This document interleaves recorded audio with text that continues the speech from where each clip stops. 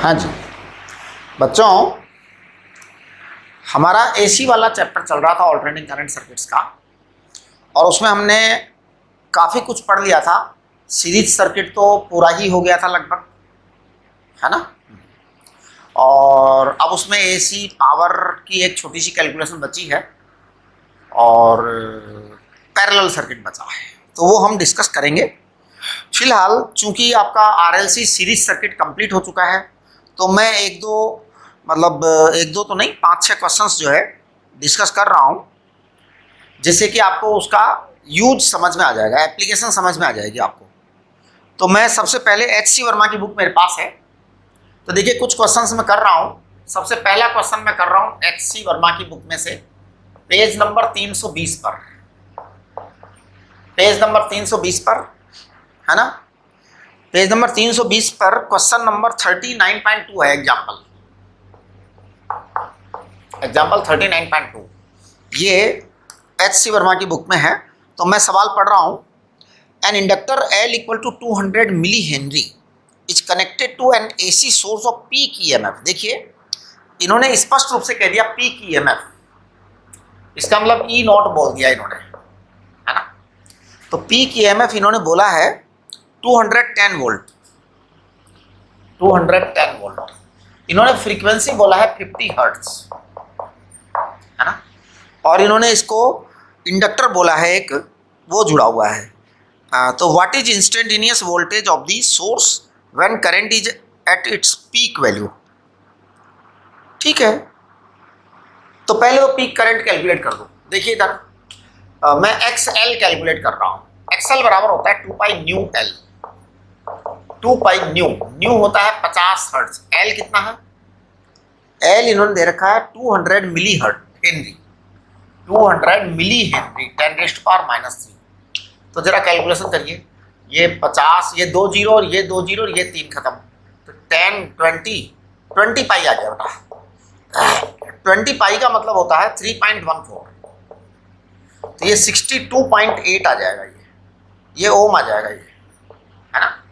अब इन्होंने peak current पूछा है। देखिए पीक EMF दे रखा है, पीक करंट पूछा है, तो कोई दिक्कत नहीं, आप डायरेक्ट कर दीजिए, है ना। E नॉट दे रखा है 210, आपको Z दे रखा है 62.5, 62.8, है ना। 20 पाई है ना बेटा। अब आप कैलकुलेशन करो कितना आएगा। ये इन्होंने वर्मा सर ने 3.3 कर रखा है, इसको 3.3 आएगा, है ना, 3.3 एम्पियर करेक्ट। ये आपकी पीक वैल्यू आई। अब इन्होंने पता है क्या पूछा है, what will be the instantaneous voltage. आप ध्यान दीजिए, ये L सर्किट है, pure L circuit, pure L यानी XL है, और XL की फेज आपको बताई हुई है +π/2। +π/2 का मतलब ये होता है कि E और I दोनों में फेज +π/2 की है, फेज डिफरेंस। बेटा फेज डिफरेंस +π/2 का मतलब होता है कॉज और साइन का गैप है।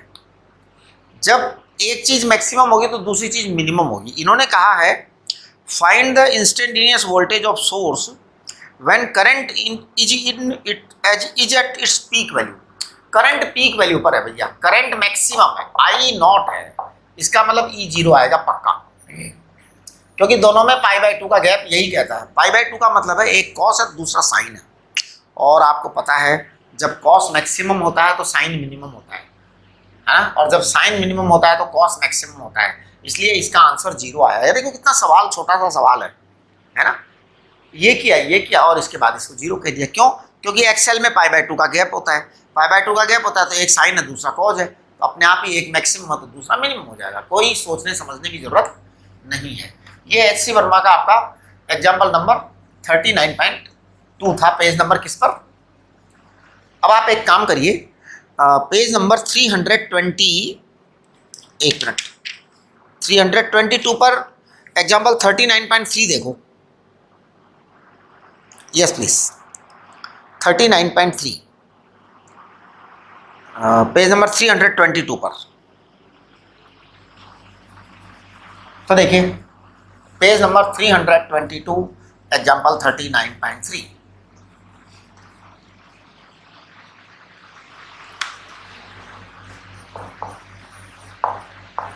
मैंने ये सारे सवाल एक ही बुक में से कर रहा हूँ और केवल इसलिए कर रहा हूँ कि आपको आइडिया लग जाए कि सवालों में क्या है एक्चुअल में।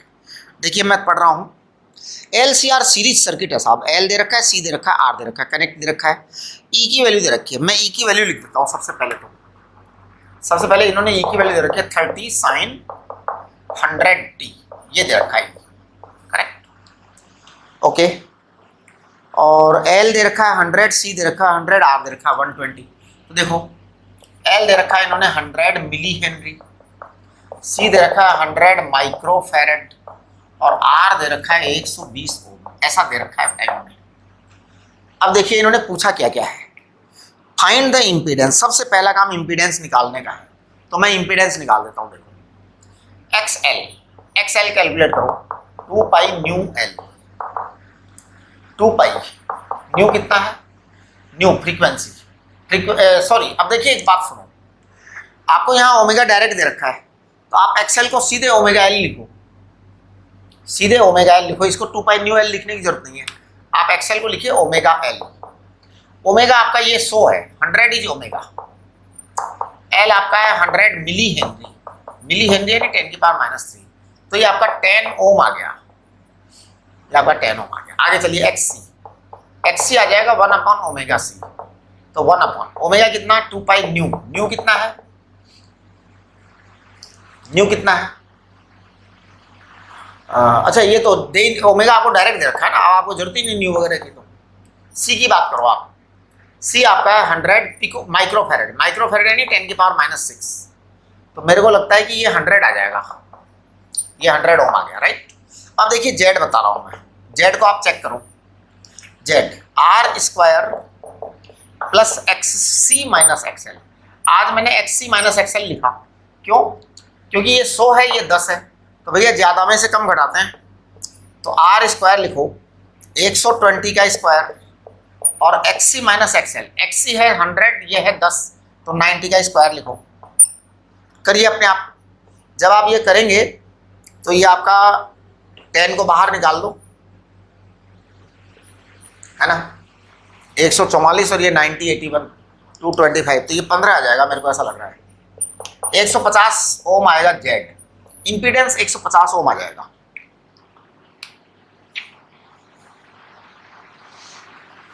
हाँ, इंपीडेंस 150 ओम दे रखा है। अब इंपीडेंस के बारे में पीक करंट पूछा, पीक करंट।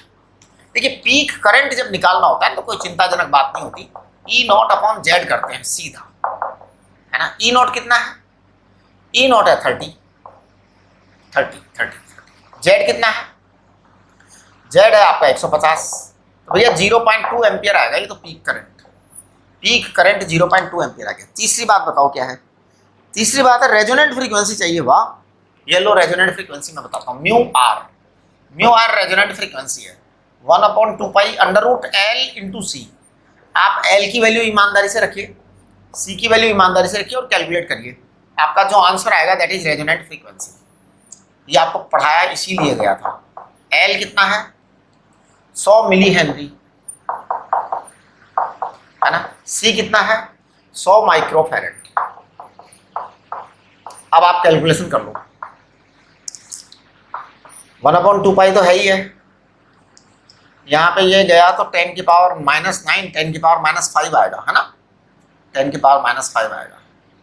फिर आप ऐसा करिए, ऊपर 10 की पावर 3 लिख दो, नीचे आप पाई से और मल्टीप्लाई कर दो, तो मेरे को लग रहा है ये कि 1000/20 आ गया शायद, ये 1000/20 मेरे को लग रहा है अप्रोक्सीमेटली 50 हर्ट्ज आ जाएगा। आप स्वयं कैलकुलेशन करिए, है ना, कहाँ पे है, अप्रोक्सीमेटली 50 हर्ट्ज आ जाएगा। देखिए सवाल बड़े आसान है, बस आपको XL बराबर ओमेगा L, XC बराबर 1/ω/C, XC बराबर 1/ω/C, Z बराबर R² plus XL minus XC या XC माइनस XL, जो बड़ा हो उसमें छोटा घटा दो, स्क्वायर कर दो, Z आ जाएगा, है ना। पीक वैल्यू, पीक करंट यानी पीक EMF अपॉन Z, और RMS अपॉन Z, जो भी है मतलब। हाँ, ये आपका पेज नंबर 322 पर एग्जाम्पल कितना था, 39.3 था। अब अगला सवाल देखते हैं अपन। देखिए नेक्स्ट क्वेश्चन मैं ले रहा हूं। अब देखिए वर्कआउट एग्जांपल्स पर आ जाइए। वर्कआउट एग्जांपल्स में आपका पेज नंबर 327 है, तो आ जाओ 327 पेज पर। Page number 327।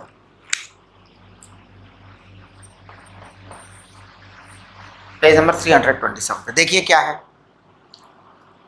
A resistance of 20 ohm is connected to a source of alternating rated.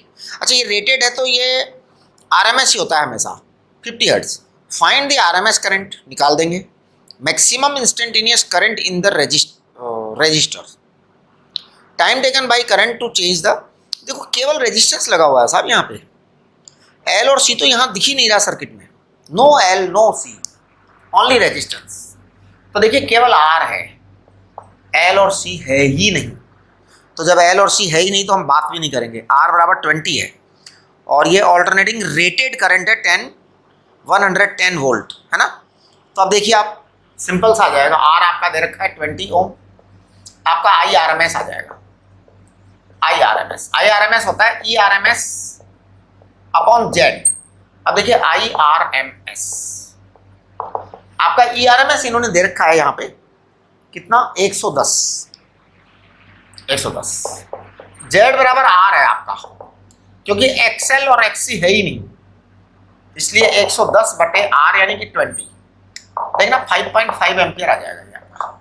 ये आपका आई आर एम एस आ गया बेटा। क्या आ गया? आई आर एम एस आ गया है। अब ये कह रहे हैं मैक्सिमम इंस्टेंटेनियस करंट चाहिए। अरे मैक्सिमम तो पीक वैल्यू होती है भैया, मैक्सिमम तो पीक वैल्यू होती है।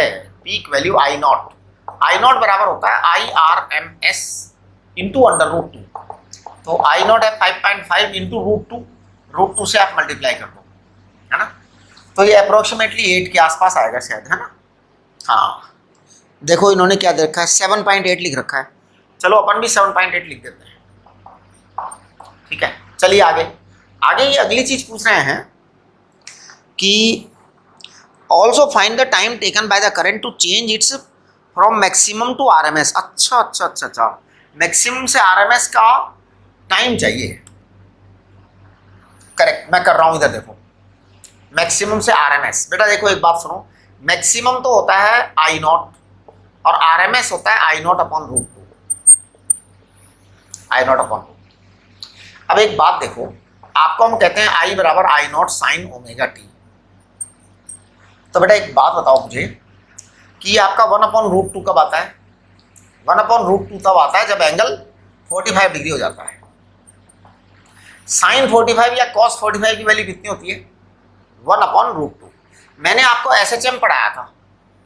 एसएचएम का जो चैप्टर है, आपको मैं ये बताना चाहता हूँ कि एसी का चैप्टर और एसएचएम का चैप्टर दोनों एक ही चैप्टर है। एसी का चैप्टर और एसएचएम का चैप्टर दोनों समान है। आप एसएचएम जो है ना एक बार रिवाइज कर लीजिए। एसी वाले चैप्टर को अच्छी तरह समझने के लिए आप एसएचएम रिवाइज करिए, प्लीज एसएचएम रिवाइज करिए, ठीक है। अब मैं देखो इसका जो ये वाला है टुकड़ा, टाइम पीरियड निकालने की कोशिश कर रहा हूँ। इन्होंने कहा कि मैक्सिमम से आरएमएस चलना है। आरएमएस यानी 1/√2, आरएमएस यानी 1/√2। तो देखिए मैं कब चला रहा हूँ इसको, मैक्सिमम से आरएमएस ये आपका था। मैंने आपको जो पढ़ाया था वो ऐसे पढ़ाया था, एक बार यहाँ से यहाँ आया, फिर यहाँ से यहाँ गया, यहाँ पर ये जो है ना, यहाँ पर फिर 1/√2। हमने आपको बताया था यहाँ से यहाँ 1/√2, यहाँ से यहाँ तक का जो गैप था वो 45 डिग्री का था, 45 डिग्री का। यहाँ से यहाँ 45 डिग्री का था, यहाँ से यहाँ 45 डिग्री का था। अब इन्होंने हमसे पूछा है पीक से लेकर के यहाँ तक, यानी यहाँ से यहाँ तक का पूछा है। तो 45 डिग्री का मतलब क्या होता है जी? 45 डिग्री का मतलब होता है π/4 यानी ओमेगा टी। अब आपको टाइम चाहिए, आपको क्या चाहिए? टाइम चाहिए। तो देखो मैं स्मॉल टी की बात कर रहा हूँ, स्मॉल टी बराबर π/4 ओमेगा, ये आपका आंसर है। स्मॉल टी बराबर π/4 ओमेगा आपका आंसर है। देखिए कैसे, π/4 ओमेगा, ओमेगा होता है बेटा 2π न्यू, न्यू है 2π न्यू, न्यू है 50 है ना न्यू। इन्होंने फ्रीक्वेंसी 50 दे रखी है, बस यही आपका आंसर है। यही आपका आंसर है। तो ये 1/400 सेकंड आएगा। 1/400 सेकंड यानी ये 2.5 मिली सेकंड आएगा, है ना। 2.5 मिली सेकंड टाइम देखना जरा। यस, ये एक्चुअल में आपको थोड़ा सा मैं ये बात बता देना चाहता हूँ कि जो SHM, AC और वेक्टर, ये तीनों एक जैसे ही चैप्टर्स हैं, है ना। हाँ, तो वो कंसेप्ट आप पूरे अप्लाई करिए।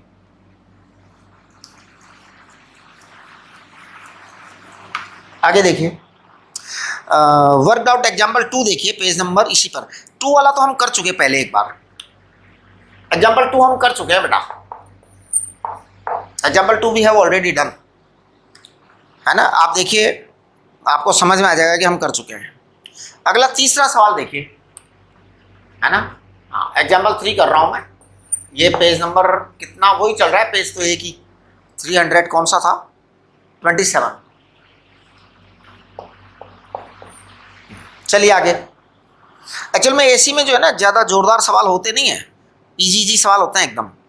तो आप देखिए क्वेश्चन नंबर 3 देखिए, a coil having resistance 50 ohm, a coil having resistance 50 ohm and an inductance of this Henry is connected to an AC source of 110 volt, cycle भी दे दी, ठीक है। Find the RMS value of the current in the circuit. देखिए आपको ERMS दे दिया,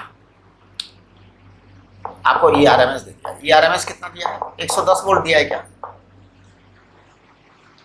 110 volt दे दिया ERMS, correct. अब देखो मैं आपका R और XL निकाल रहा हूँ। R दे रखा है आपको, XL दे रखा है। XL बराबर होता है 2 पाई न्यू L, है ना, 2 पाई न्यू L। आपका R दे रखा है 50 ओम, 2 पाई न्यू दे रखा है शायद 50, और L दे रखा है कितना, L दे रखा है 0.5। बस कैलकुलेशन करनी है और कुछ नहीं करना। एक बार जरा चेक करना है इसको, ये 0.5 तो ये 5 हो गया, 50 पाई आ गया, ये 50 पाई आ गया बेटा, है ना। अब देखिए Z कैलकुलेट कर रहा हूँ मैं। Z बराबर under root R square plus XL square, क्योंकि C तो है ही नहीं, ये तो RL सर्किट है। R square plus XL square, R square कितना है 2500, XL स्क्वायर कितना है, XL स्क्वायर है 2500 इंटू पाई स्क्वायर। आप क्या करें, 2500 को उधर ले जाएं, 2500 को बाहर ले लें, कॉमन ले लें, तो 50 एलसीएम 50 वो आ जाएगा रूट में, है ना। और ये आ जाएगा 1 plus pi square. Pi square को हम अप्रोक्सीमेटली 10 लिख देते हैं, है ना। तो जब 10 लिख देंगे तो कितना आ जाएगा, ये आ जाएगा 50 अंडर रूट 10। ये आपका XL Z आ गया, आपके पास Z की वैल्यू आ गई, है ना। अब जब आपके पास Z आ गया है ना, तो देखिए आगे क्या आएगा। आपको क्या चाहिए, केवल RMS करंट चाहिए, बस इतना सही चाहिए ना। तो एक बार आप Z जो है ना, इसको 50 एंड रूट 10 आया है बेटा, ठीक है। अब आपको IRMS चाहिए। IRMS आएगा ERMS अपॉन Z। देखना जरा ERMS कितना है, ERMS 110 वोल्ट है और Z है 50 रूट 10। अब कैलकुलेशन अपने आप करो आप, 5 आ गया ये, है ना।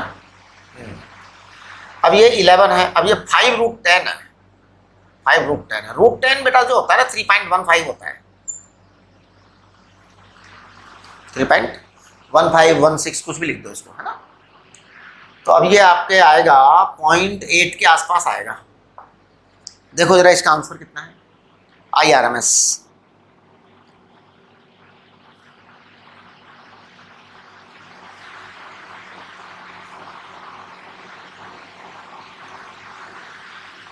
अब देखिए इसमें जो इन्होंने SC वर्मा जी ने किया है ना, वो क्या किया है, 110 लिख दिया, किया यही है उन्होंने भी।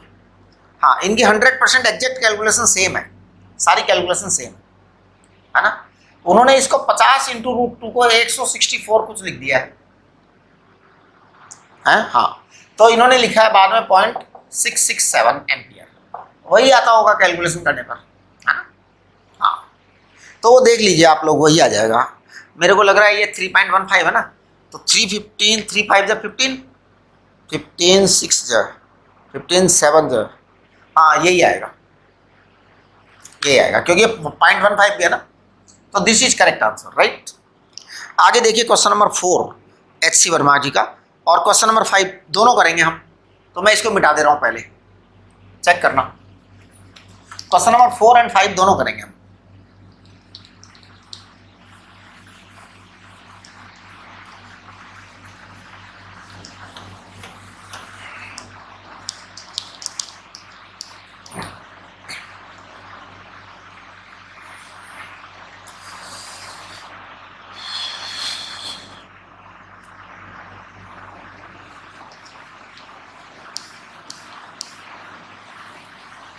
Yes, please. Question number 4 and 5. The capacitor of capacitance 100 microfarad and a coil of resistance 50 ohm and inductance this. Correct. देखो साहब तीनों चीजें आ गई हैं यहाँ पे, है ना। और इन्होंने वोल्टेज दे रखा है 100 वोल्ट, 50 हर्ट्ज दे रखी है। Find the RMS value of current. देखो कुछ नहीं करो, आप सिंपल जेड निकालो, इसमें भी आप सिंपल जेड निकालिए। देखिए आर आपको गिवन है, एक्सएल निकालो, एक्सएल बराबर 2 पाई न्यू एल, न्यू आपको गिवन है, एल आपको गिवन है, तो 2 पाई न्यू आ जाएगा। आपका न्यू कितना है, शायद 50 हर्ट्ज है, हाँ 50 हर्ट्ज है बिल्कुल। और एल आपको जो दे रखा है वो आप रखिए बिल्कुल, एक्स सी भी रखिए आप, 1/2 पाई न्यू सी, आप एक्स सी निकालिए। फिर आप जेड निकालिए, जेड क्या होगा, R square plus XL difference XC. अब ये पता है कौन बड़ा है कौन छोटा है, वो आप फैसला उस समय करना। आपका जेड आ जाएगा, जेड आते ही आपका आई आ जाएगा, क्योंकि आपको चाहिए RMS वैल्यू। तो देखिए इन्होंने जो दे रखा है ना वो RMS ही दिया हुआ है 110 वोल्ट। तो देखिए IRMS बराबर आएगा ERMS upon Z.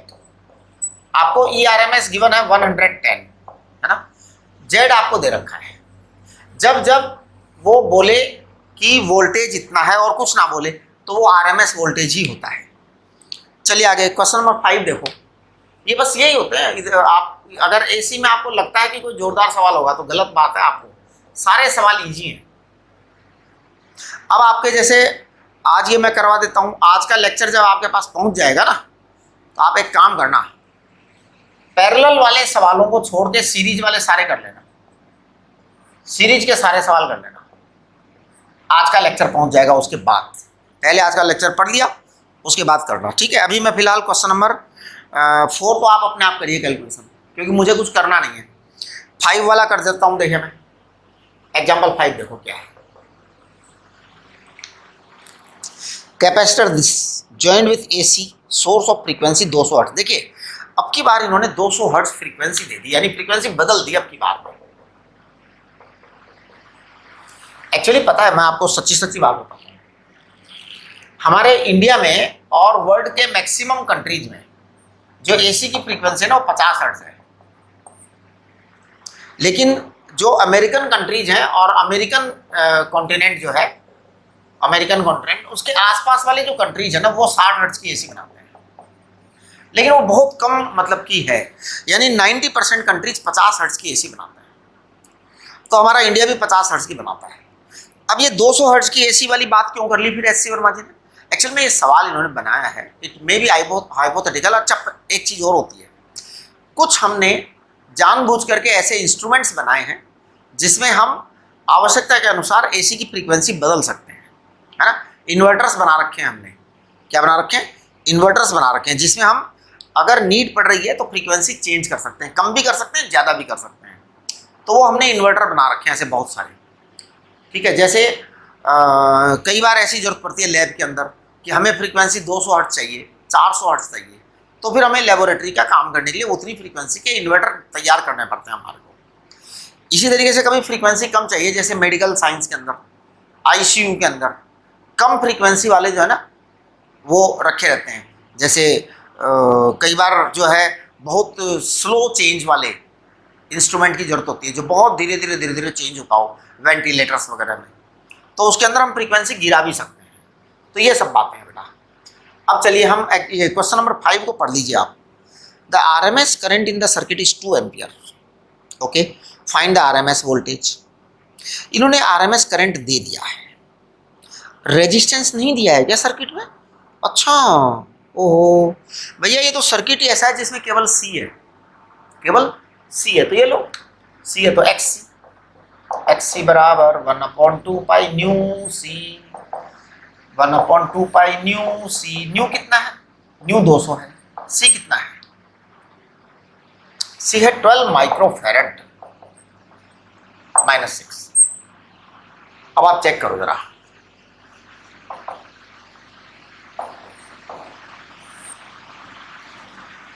To 12 48 and pi 150।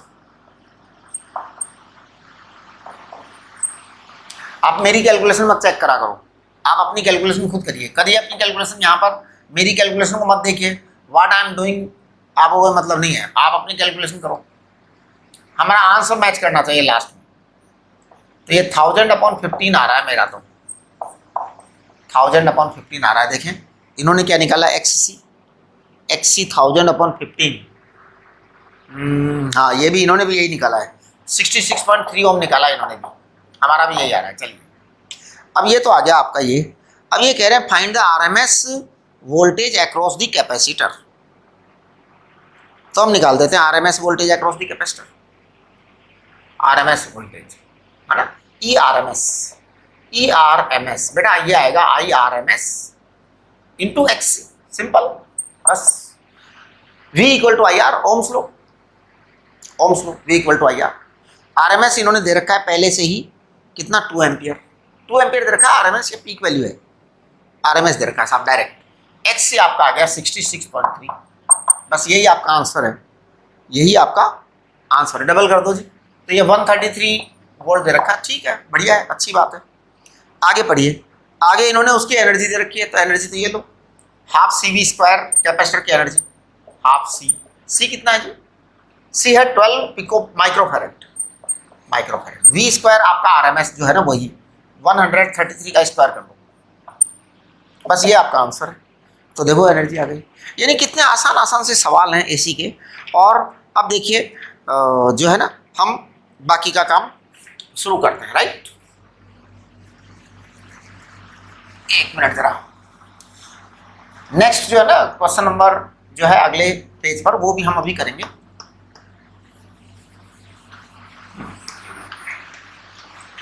आप लोग क्वेश्चन पढ़िए अगले।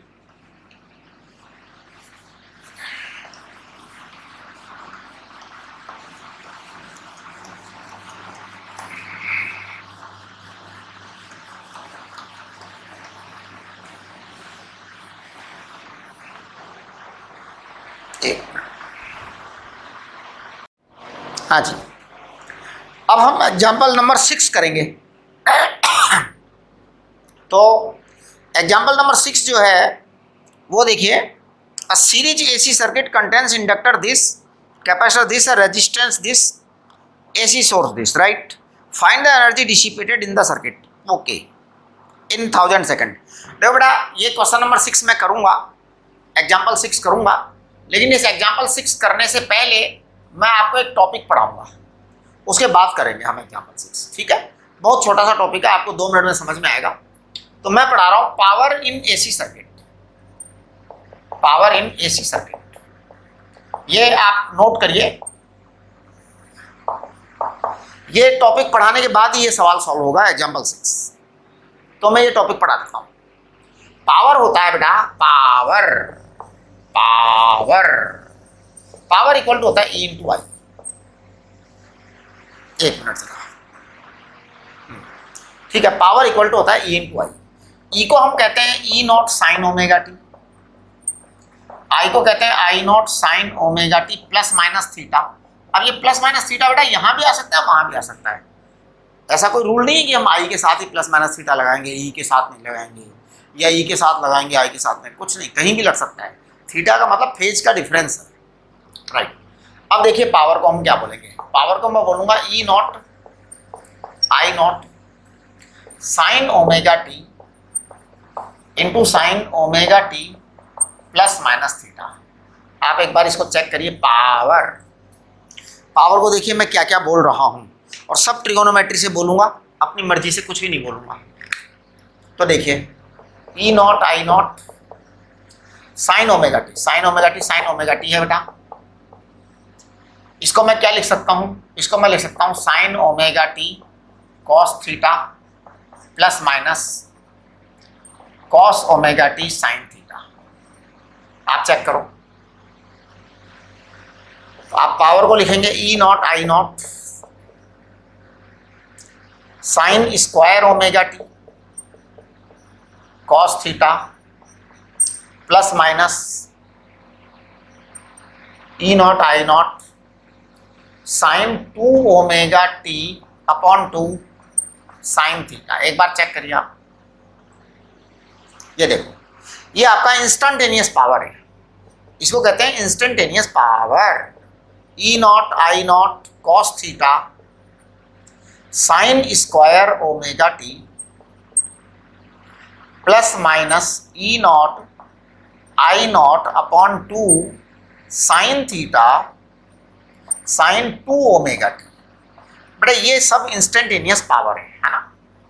अब मैं एक्चुअल पावर की बात करता हूं, एक्चुअल पावर यानी एवरेज पावर। तो देखिए एक्चुअल और एवरेज पावर, एक्चुअल और एवरेज पावर, मैं एवरेज पावर की बात कर रहा हूं, P average. P average, P average को पता है मैं क्या बोलूंगा यहां पे बोलूंगा E not I naught cos theta. बेटा ये साइन स्क्वायर ओमेगा टी है, साइन स्क्वायर ओमेगा टी का एवरेज जो होता है वो 1/2 होता है, plus minus E naught upon I naught, E not I not upon 2, इसको कहते हैं E naught upon √2 I not upon √2 and sine theta. इसका जो साइन 2 ओमेगा टी का एवरेज होता है वो 0 होता है, 0 होता है। इसको पता है मैं क्या बोलूंगा, इसको मैं बोलूंगा E not I not upon 2, तो मैं बोलूंगा इसको E R M S I R M S cos theta plus minus E R M S I R M S sine theta into 0। ये एक्चुअल में ये वाली टर्म 0 है पूरी की पूरी। तो कुल मिलाकर के हम ये कहेंगे कि P average equal to P actual. ये क्या आएगा, ये आएगा E R M S I R M S cos theta. Cos theta क्या बोलेंगे बेटा, कॉस थीटा को देखिए हमने बार बार आपको बताया है, बार बार E R M S I R M S cos theta को बताया आर अपॉन जेड। ये देखिए कॉस थीटा को बताया है ना। हाँ ये पी एक्चुअल है, पी एक्चुअल है। अब देखिए, अब एक टर्म और है, ये तो पी एक्चुअल हुआ, इसमें पी एक्चुअल में कॉस थीटा जो होता है ना, cos theta R upon Z, इसको कहते हैं पावर फैक्टर। इसको क्या कहते हैं, power factor. In any circuit, in any circuit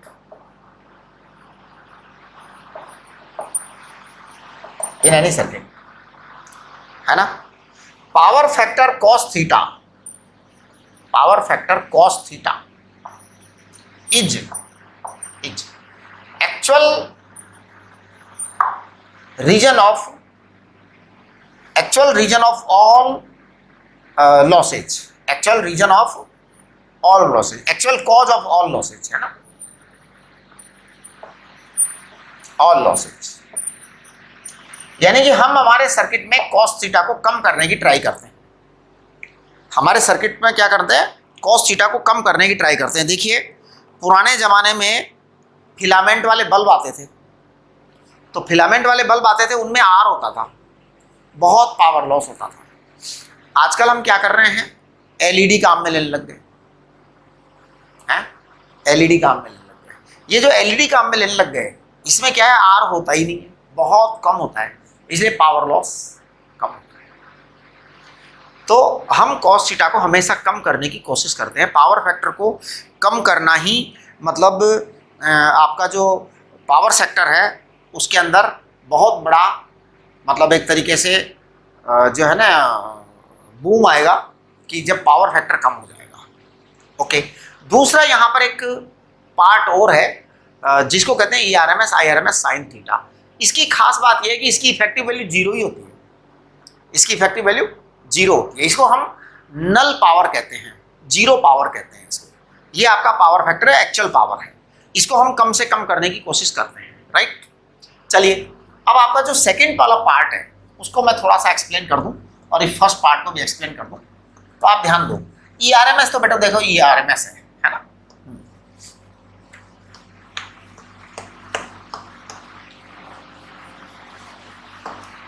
actually मैं आपको एक सच्ची बात बताऊं कि जो साइंटिस्ट हैं, जो इंजीनियर्स होते हैं ना, उनका इंटरेस्ट बेसिकली इसमें नहीं होता है, एक्चुअल पावर लॉस में नहीं होता, उनका इंटरेस्ट इसमें ज़्यादा होता है। मैं आपको बताऊं, जैसे ये वाली चीज़ है और ये वाली चीज़ है, दो अलग अलग चीज़ें हैं। ये तो हमारा एक्चुअल लॉस है ही, ये हमारा वो चीज़ है जो लॉस ही नहीं है। इसमें मज़ा आता है कि हमारी पावर जो है ना खर्ची नहीं होती इफेक्टिवली। तो इसको हम कहते हैं वाट लेस पावर, है ना, नो पावर, 0 पावर और नो पावर, 0 पावर और नो पावर। क्या ये ERMS IRMS साइन थीटा है ना, साइन थीटा को हम क्या कहते हैं, XL minus XC upon Z. ये देखो, आपको साइन थीटा को ऐसा बोला, इम्पीडेंस ट्रायंगल में देखिए आप। अब आप देखेंगे कि ये वाली जो करंट, ये जो पावर फैक्टर है, ये जो पावर का कंपोनेंट है, ये डिपेंड कर रहा है XL और XC पर, है ना। तो this power ERMS IRMS sine theta is related to L और C, है ना। इसकी इफेक्टिव वैल्यू 0 होती है हमेशा, है ना। Effective value of this power is 0।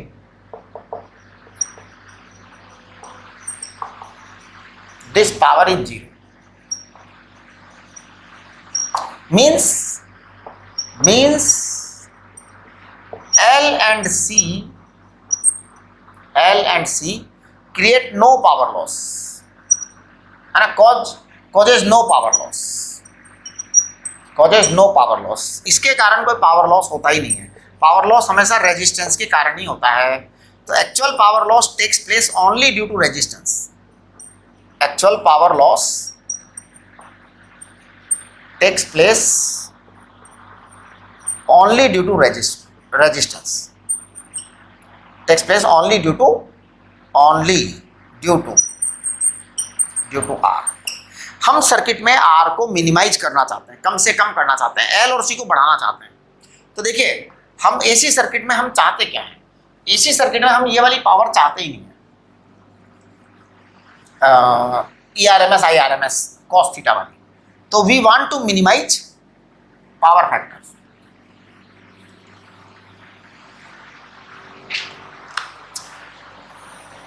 तो देखिए,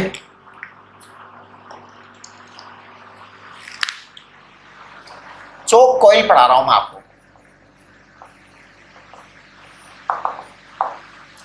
to control current in AC circuits. देखो बेटा, हर सर्किट में हमें करंट को कंट्रोल करने की जरूरत पड़ती है। हर सर्किट में, कोई सा भी सर्किट हो, हमें करंट कंट्रोल करना ही पड़ता है। अगर करंट को कंट्रोल नहीं करेंगे तो एक्सीडेंट्स हो जाया करेंगे। अब सवाल ये उठता है, करंट फ्लो को कंट्रोल कैसे करें कि कहीं ऐसा ना हो बहुत तेज करंट बह जाए। तो to control current in AC circuit we need to increase Z को इंक्रीज करना पड़ता है।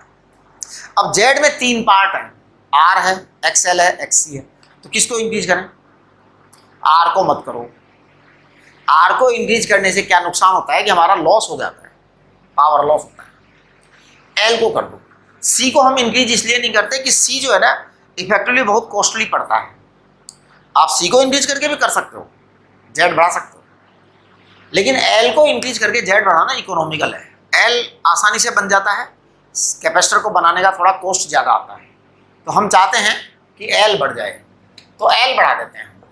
एल बढ़ाने से क्या होता है, एक्सएल बढ़ जाता है, एक्सएल बढ़ने से साइन थीटा बढ़ जाता है, साइन थीटा बढ़ जाता है। साइन थीटा बढ़ना हमारे लिए फ्रूटफुल है, it is fruitful to us, हमें अच्छा लगता है ना। साइन थीटा बढ़ना अच्छी बात है, कॉस थीटा बढ़ना बुरी बात है। अच्छा, अब जैसे ये साइन थीटा जो बढ़ गया ना, तो हम पता है क्या करेंगे, एक्सएल बढ़ाएंगे, तो any coil having low R but high L is called choke coil।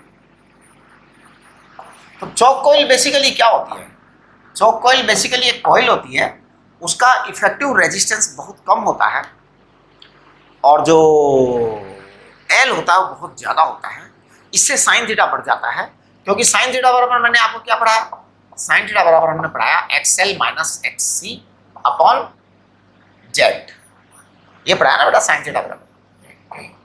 तो यहाँ पर एक्सएल ज़्यादा होना चाहिए, ओके। और इस वजह से अच्छा आईआरएमएस साइन थीटा, आपको मैं एक दो बातें और बता देता हूँ। IRMS cos theta, IRMS cos theta, इसको पता है क्या कहते हैं, आईआरएमएस कॉस थीटा को हम कह सकते हैं actual power current, actual power current,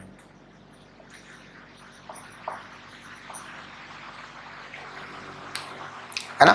और जो आईआरएमएस साइन थीटा है उसे क्या कहते हैं,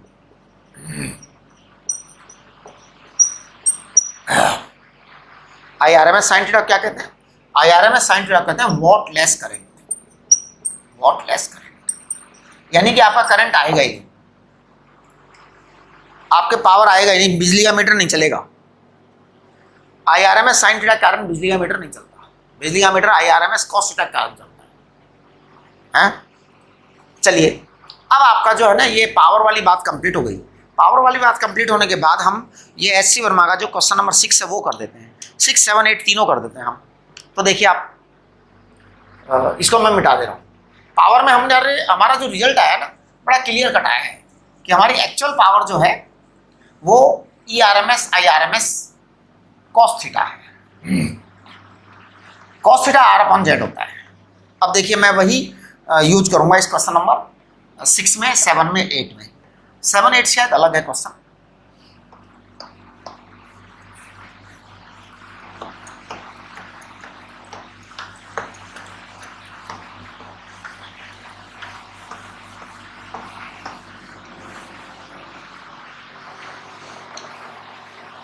यस प्लीज ध्यान दीजिए,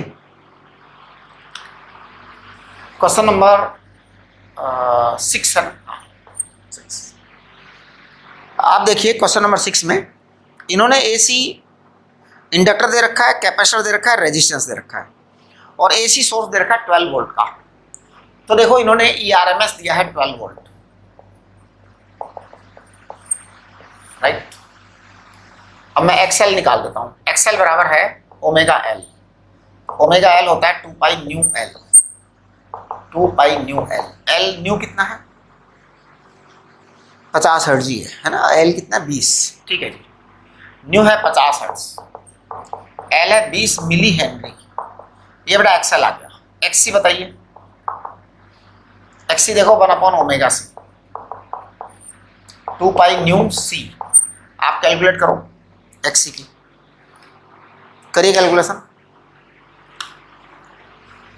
1 अपॉन 2 पाई, न्यू है आपका 50 और सी कितना है, सी शायद 100 माइक्रोफेरेड है क्या, हाँ सी 100 माइक्रोफेरेड, 100 माइक्रोफेरेड जो भी है जी, 10 की पावर -6। अब आपके पास एक्सएल आ गया, आपके पास एक्ससी आ गया ना। जेड निकालो, जेड बराबर क्या आएगा, √r² प्लस एक्सएल माइनस एक्ससी का होल स्क्वायर आएगा ना, आएगा। या एक्ससी माइनस एक्सएल का जो बड़ा होगा उसमें छोटा घटाओ दी, आपके तो नियम ये है, राइट। अब ये कह रहे हैं पावर डिसिपेटेड, तो मैं अब देखो पावर पढ़ाता हूँ आपको। अभी अभी आज मैंने पढ़ाया पावर, क्या पढ़ाया, ERMS IRMS cos थीटा, ये पावर होती है। आप ध्यान दीजिए, जो मैंने वो दूसरी पावर पढ़ाई थी, हाँ, पावर का दूसरा टुकड़ा भी तो पढ़ाया मैंने आज, ERMS IRMS sin थीटा। बेटा ये एक्चुअल में पावर नहीं होती है, इसका तो रिजल्ट 0 ही आता है हमेशा।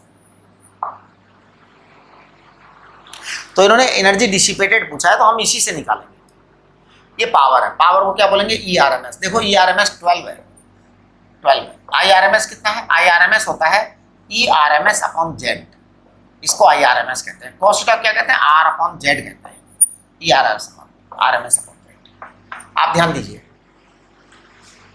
12 इंटू ये 12 अपॉन Z आएगा, Z आपका यहां से आएगा। आप Z की कैलकुलेशन करो, Z कहाँ, R कितना दे रखा है? देखो R दे रखा है आपको कितना, R दे रखा है 50, और XL XC आप निकालिए पूरा अपना कंप्लीट, XL XC निकालो, कैलकुलेशन करो पूरी। कैलकुलेशन करोगे तो आपका जो Z आ रहा है ना, वो मैं बता देता हूँ कितना आ रहा है। अभी जब मैटर ऑफ कैलकुलेशन है केवल, है ना, 50 का स्क्वायर करो प्लस वो क्या बोलते हैं उसका, XL माइनस XC का जो भी स्क्वायर आता है यहाँ से, वो करिए आप पूरा करिए, आपका जो भी आता है आप करिए कैलकुलेशन, है ना। Z आपका आ जाएगा, Z आपका आ जाएगा। अब मैं आपको बताता हूँ यहाँ पर कि RMS into R upon Z, कुल मिलाकर के ये आपका आया 144 upon Z into Z square आएगा। Z स्क्वायर आएगा तो आपको इसका रूट लेने की जरूरत नहीं है, आप डायरेक्ट स्क्वायर की वैल्यू रख देना। और R आपका 50 है ना, करेक्ट। अब देखो ये 1400 अपॉन 50, Z स्क्वायर की वैल्यू आप कैलकुलेट करें, XL अलग से करें, XC करें, कैलकुलेट कर लीजिए आप। आपका जो Z स्क्वायर आएगा वो मैं बता देता हूँ। Z स्क्वायर आपके SC वर्मा जी का आया 3150। देखो ये गारंटी मेरी नहीं है इनकी कैलकुलेशन सही होने की, मैं डायरेक्ट बुक में से देख करके लिख दे रहा हूँ, है ना। ये आपका पावर आएगा बेटा, पावर, आपकी पावर आ गई। लेकिन आपको पावर नहीं चाहिए, आपको एनर्जी चाहिए। आपको क्या चाहिए? एनर्जी। एनर्जी होती है बेटा पावर इनटू टाइम, एनर्जी होती है पावर इनटू टाइम, है ना। अब टाइम कितना देर का है? 1000 सेकेंड। पावर कितनी देर की है? अब आप करिए दोनों को लेकर के, तो देखो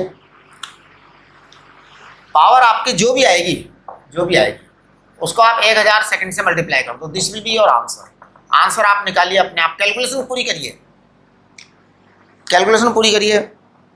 हाँ मैं नहीं कर रहा लेकिन आप करिए, क्योंकि आपको एग्जाम देना है जी, आपको प्रैक्टिस करनी है, आपको कैलकुलेशन की प्रैक्टिस करनी है। मुझे प्रैक्टिस नहीं करनी है ना, मुझे तो केवल आपको आइडिया देना है। कैलकुलेशन आप करिए, प्रैक्टिस नहीं करोगे तो एग्जाम में भी आपकी आदत नहीं पड़ेगी कैलकुलेशन करने की, ये ध्यान रखना। आप ये सोचते हो कि आज नहीं करते कैलकुलेशन, उस दिन कर लेंगे जिस दिन एग्जाम में आएगा, तो बेटा फिर देख लेना उस दिन भी नहीं होगी कैलकुलेशन, राइट। चलिए क्वेश्चन नंबर 6 के बाद 7 देखिए। An inductor of inductance 100 millihenry is connected in series with a resistance, a variable capacitance and an AC source frequency। अच्छा, कैपेसिटेंस वेरिएबल है साहब, इसका मतलब बार बार कैपेसिटेंस बदलेगा। What should be the value of capacitance so that maximum current may be drawn in the circuit. देखो बेटा, मैक्सिमम करंट, ये मैक्सिमम करंट जो होता है ना, मैक्सिमम करंट ये केवल रेजोनेंस पर ही होता है, ये रेजोनेंस पर ही होगा मैक्सिमम करंट, ये ध्यान रखो। अब देखो रेजोनेंस के लिए हमने क्या बताया था, रेजोनेंस के लिए हमने न्यू आर बराबर बताया था 1/2 पाई अंडर रूट एल, ये बताया था। अब इन्होंने इसकी फ्रीक्वेंसी दे रखी है 2 किलो हर्ट्ज दे रखी है फ्रीक्वेंसी, तो मैं फ्रीक्वेंसी को 2 किलो हर्ट्ज लिख देता हूँ, 2 × 10⁻³ मुझे एल दे रखा है, सी पूछा है इन्होंने, मुझे एल दे रखा है और सी का पता लगाने के लिए कहा है, तो मैं निकाल देता हूँ। देखो इसका स्क्वायर कर रहा हूं मैं, L × C it is equal to 4 × 10⁻⁶। अब आपको C निकालना है, C इन्होंने पूछा है सवाल में, है ना। हाँ तो क्वेश्चन ने C पूछा है, आप C निकालिए, खत्म बात।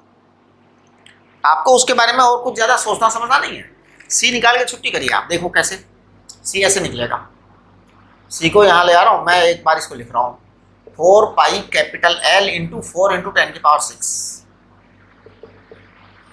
4 पाई कैपिटल L कितना है?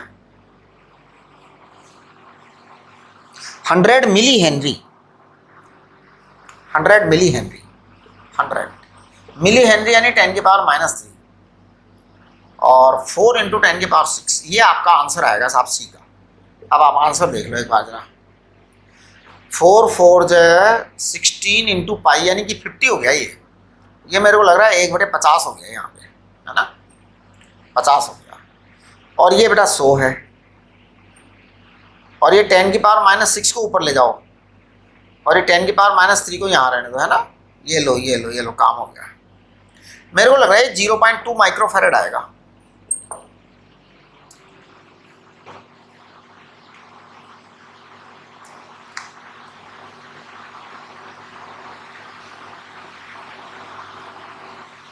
क्यों जी? आप देखिए आपका न्यू आर जो है ये 2 पाई√LC होता है, बिल्कुल ठीक है। अच्छा ये 4 पाई स्क्वायर है। ओहो बेटा ये पाई स्क्वायर है, यहाँ पे अपन ने एक ही पाई लगाया है। अब क्या करें? अब आप इसमें 1 पाई से डिवाइड करो। ये है ना, 1 पाई भूल गए हम, यहाँ पे पाई स्क्वायर आएगा तो पाई से डिवाइड करो। अब इसको पाई से डिवाइड करोगे तो आपका आंसर आ जाएगा। अच्छा अब ये माइक्रोफैरड है, ये ध्यान रखना। ये क्या है? माइक्रोफैरड है। अब ये माइक्रोफैरड को नैनोफैरड में बदल रहे हैं। किसमें बदल रहे हैं? नैनोफैरड में। तो कोई दिक्कत नहीं, ठीक है। देखो इधर मैं माइक्रोफैरड को नैनोफैरड में बदल रहा हूँ। ये आ जाएगा 200/पाई नैनोफैरड। माइक्रो में 10⁻⁶ होता है, नैनो में 10⁻⁹ होता है। तो इसको 200/पाई नैनोफैरड आएगा। 200/पाई नैनोफैरड क्या आएगा?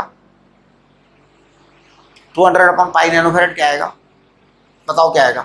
63 नैनोफैरड ये आएगा। देखिए आप, मतलब अप्रोक्सीमेट, नॉट करेक्ट। अब आप देखिए क्वेश्चन नंबर आपका जो है ना 8, क्वेश्चन नंबर 8 देखो, ये आपका आंसर आ गया, है ना। बस ये छोटे छोटे सवाल होंगे। एसी में सवाल बड़ा नहीं होगा कभी भी। ज़्यादा से ज़्यादा सवाल जो आएगा ना बढ़िया, वो पता है क्या होगा? वेरिएबल L और C का आएगा, जिसमें अगर C इतना कम हो जाए तो फेज इतना आ जाएगा, L उतना ज़्यादा हो जाए तो फेज उतना आ जाएगा। बस इस तरह के सवाल आएंगे। कोई ज़्यादा दमदार सवाल इसमें है नहीं एसी वाले चैप्टर में। An inductor coil joined to a 6 volt battery draws a steady current this, ठीक है। The coil is connected to a capacitor and AC source of 6 volt in series. An inductor coil joined to a 6 volt battery draws a steady current of this. अच्छा अच्छा अच्छा, इसका मतलब एक तरीके से इन्होंने R बोल दिया। देखिए question number 8, example 8, HC Verma का एग्जाम्पल 8 है और ये बहुत ही अच्छा एग्जाम्पल है। इसमें पता है क्या किया इन्होंने? इनडायरेक्टली R बोला है, इनडायरेक्टली R बोला है। बैटरी लगाया है, इनडायरेक्टली R बोला है ना। हाँ तो 6/12, 6/12 यानी कि 0.5 ओम इन्होंने बोल दिया। पहला स्टेटमेंट ये है इनका, ये इनका फर्स्ट स्टेटमेंट है। देखिए सवाल का 6 वोल्ट की बैटरी है, 12 एम्पियर का करंट है, तो ये पहला स्टेटमेंट आ गया। दूसरा स्टेटमेंट देखिए क्या है? This coil is connected to a capacitor, right, an AC source of RMS 6 volt battery in 6 volt, ठीक है जी। If the current in the circuit is in phase with the EMF, okay, in phase with the EMF, इसका मतलब ये होता है कि phase same है। इसका अर्थ ये है कि कहीं ना कहीं ऐसा हो रहा है कि जो सिस्टम है ना, उसमें रेजोनेंस हो रहा है। ये पक्का मान के चलो, क्योंकि ये इन फेज तभी होता है। एक बात ध्यान रखो, इन फेज यानी θ = 0। θ = 0 इस दुनिया में केवल एक ही तरह से होता है, जब आपका x = 0 आ जाए, यानी XL - XC = 0 है, यानी XL = XC है। भले ही सवाल वाले ने कुछ नहीं बोला, लेकिन है तभी ये है, नहीं तो ये होता नहीं। इन्होंने कहा है if the current in the circuit is in phase with EMF find the RMS current में। बिल्कुल हम आरएमएस करंट निकाल देंगे, वह कोई प्रॉब्लम नहीं है हमारे लिए, है ना। लेकिन ये चीज हमने कंफर्म कर दी कि एक्सएल बराबर एक्सी है। इसका मतलब आपका जब ऐसा है तो जेड बराबर क्या है, जेड बराबर आर है। बस ये पक्का पक्का हो गया, कंफर्म। इन्होंने ये लाइन बोल करके हमें एक्सएल और एक्सी से मुक्ति दे दी। ये जो एक लाइन बोली ना, इफ करंट एंड दोनों सेम फेज में है तो जीरो, थीटा बराबर जीरो, थीटा बराबर जीरो तो एक्स बराबर जीरो, एक्सएल बराबर एक्सी, ये सब। इसका मतलब अब जेड बराबर आर आएगा। आपको एक्सएल और एक्सी की चिंता करने की जरूरत ही नहीं है, भले ही उन्होंने कह रखा हो कहानी, कितनी ही कहानी कह दो, उससे हमें कोई लेना देना नहीं है। एक तरीके से उन्होंने ये लाइन बोल दी। अब मैं आई आर एम एस निकाल देता हूँ बड़े आराम से। ये लो जी, आई आर एम एस बराबर E R M S upon Z. अब यहाँ पे तो जेड बराबर आर ही है। लाओ जी, ई आर एम एस बताना कितना है, 6 वोल्ट है जी, हटाओ 6 वोल्ट। अब जरा आर बताना कितना है, आर 0.5 है। इसका मतलब 12 एम्पियर आएगा। देखना जरा 12 एम्पियर आर एम एस है क्या सवाल होते हैं यार। एसी के बेटा सवाल नहीं होते हैं जोरदार कुछ, है ना। एसी के सारे सवाल इजी होते हैं, ऐसे ही होंगे सवाल, कोई दमदार सवाल होने वाला नहीं है एसी का, है ना। हाँ देखो एक बार जरा मैं इसका एस.सी. वर्मा जी का जो है ना क्वेश्चन नंबर 10 देखो, पेज नंबर 330 पर।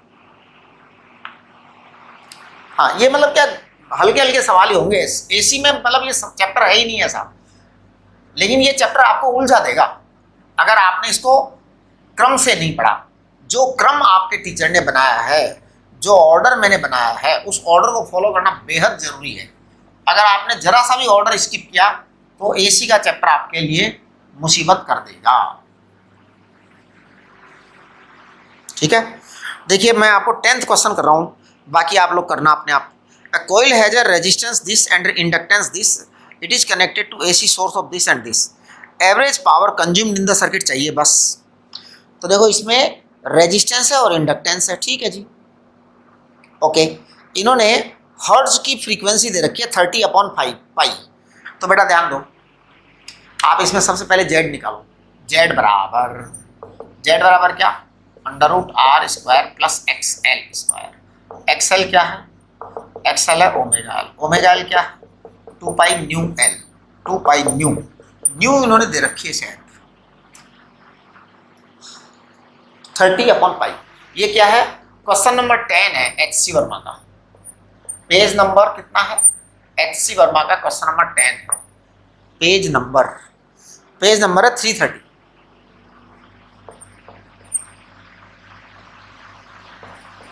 राइट। आपके न्यू कितना है, 30/पाई है ना शायद। एल कितना है, एल है 0.4 हेनरी। 0.4 हेनरी। अब आप देखो ये आ जाएगा 24 आ जाएगा, 24 ओम आ गया साहब। एक्सएल 24 ओम आ गया, राइट।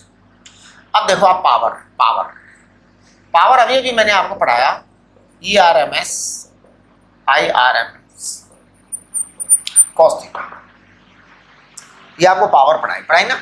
ERMS देखो कितना है, यहाँ पे सवाल चेक करो। ERMS दे रखा है 6.5। IRMS क्या होता है, IRMS होता है 6.5/Z। जेड आप निकालिए, cos थीटा होता है R/Z। अब देखिए मैं जेड की कैलकुलेशन कर रहा हूँ। जेड बराबर होता है बेटा R² प्लस X²। X आपका 24 है और R कितना है, R 10 है, तो 10 का स्क्वायर कितना आ जाएगा 100 प्लस 24 का स्क्वायर, हाँ 24 का स्क्वायर बताओ, 576 होता है शायद, है ना। 24 का स्क्वायर हाँ 576 होता है। अब आप देखो ये कितना आ जाएगा, ये 676 आया, तो ये 625, 25 से थोड़ा ज़्यादा आएगा ये, है ना। तो देखिए 6.5 इंटू 6.5 अपॉन Z स्क्वायर, तो फिर 776 डायरेक्ट लिख दो, 676, क्योंकि स्क्वायर करना है अपने को Z का। R कितना है, ये Z इंटू Z स्क्वायर हो जाएगा ना, आर कितना है, आर है आपका, आर कहाँ गया, 100 है, 100 है कि 10 है, आर 10 है, हाँ 10 है। बस यही आपका आंसर है, यही आपका आंसर है। एक बार जरा इसकी कैलकुलेशन करते हैं अप्रोक्सीमेट, ये पावर कितनी आएगी। इन्होंने पावर पूछा है ना, average power, yes average power in the circuit. तो देखो इसको आप करेंगे तो ये 100 के आसपास आएगा और ये 10 के आसपास आ जाएगा। एक मिनट जरा, मैं अप्रोक्सीमेट काट रहा हूँ, I am not doing correct, I am not correct. अब ये 10 से थोड़ा कम, मेरे को लगता है 6 पॉइंट समथिंग वॉट आएगा है, या 0.6 आएगा, 0.6 आएगा, 0.6 पॉइंट समथिंग वॉट। देखो जरा कैलकुलेशन, कौन सा क्वेश्चन है, 10th का आंसर कितना है। इन्होंने 5/8 लिखा है बेटा, 10th का आंसर इन्होंने 5/8 लिखा है। तो 5/8 जो है, हाँ 5/8 बेटा 0.6 ही आएगा। सही है, सही है, एकदम सही है। देखो कितने आसान आसान से सवाल हैं, एक भी सवाल इसमें डिफिकल्ट नहीं होने वाला है। ये इसमें एसी वाला चैप्टर में not a single question will be difficult question, है ना। आप केवल एक छोटा सा काम करें सभी बच्चे, आपके देखना सारे सवाल बनेंगे। पैरेलल सर्किट अभी मैंने पढ़ाया नहीं है आपको, है ना, तो पैरेलल सर्किट जब भी आ जाए आप उसको अभी छोड़ दीजिए। तो आज आप एक काम करेंगे सभी बच्चे, आज के लिए नोट कर लो होमवर्क। आज के लिए होमवर्क ये है कि आपका जब भी पैरेलल सर्किट आ जाए तो उसे आप छोड़ दीजिए, पैरेलल सर्किट के सवाल को भी मत करिए, क्योंकि अभी मैंने पैरेलल सर्किट पढ़ाया नहीं है, पैरेलल सर्किट अभी नहीं पढ़ाया है, तो उसे छोड़ दीजिए आप, राइट। और बाकी सारे सवाल कर डालो, सारे 1 to Z तक पूरे कर डालो, जैसे ही पैरेलल दिखे छोड़ दो, ठीक है। तो पैरेलल वाले सारे सवाल छोड़ दो, सीरीज वाले सारे कर लो, सीरीज वाले तो 100% कर दो, 100%, एक भी सवाल छूटना नहीं चाहिए, है ना। हाँ, और एक चीज और करना, डीपीपी में स्टार्ट से लेके लास्ट तक का करना, एब्रप्ट मत करना, मतलब सीरीज, मतलब क्वेश्चन नंबर 1 2 3 4 ऐसे करना ना ऑर्डर से, तो आपसे सवाल बनते चले जाएंगे। और अगर आपने ऑर्डर बिगाड़ के किया तो सवाल नहीं बनेंगे, फिर सवाल नहीं बनेंगे, ठीक है। तो आप ऑर्डर से करिए, सारे सवाल आपके बनेंगे। पैरेलल सर्किट छोड़ दीजिए, बाकी सब कर लीजिए, राइट।